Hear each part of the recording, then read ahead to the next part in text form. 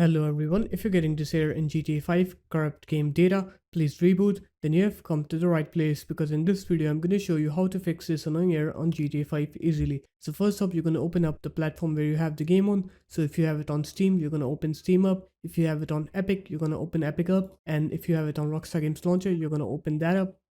I'll show you how to do it on all three of these platforms. So what you're going to do is you're going to right click on GTA 5 on Steam. I'm going to use Battlefield as an example. You're going to go into properties and then you're going to go into install files and just click verify integrity of games files. And now I'll show you how to do it on Epic Games Launcher. So what you're going to do is you're just going to click onto these three dots on GTA 5, click onto manage, and then you're going to click onto verify on here and then let it verify the files. And now I'll show you how to do it on the Rockstar Games Launcher.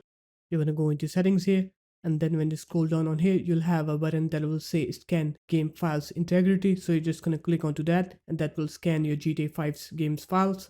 And once it's done verifying the integrity of those files, now you can just go ahead and play your game, and you'll see that your game will work correctly and you will not get that corrupt game data error anymore. So there it is guys, that's how easy it was. If you guys found this video helpful, make sure to leave a like, comment and subscribe to the channel, and I'll see you in my next video. Peace.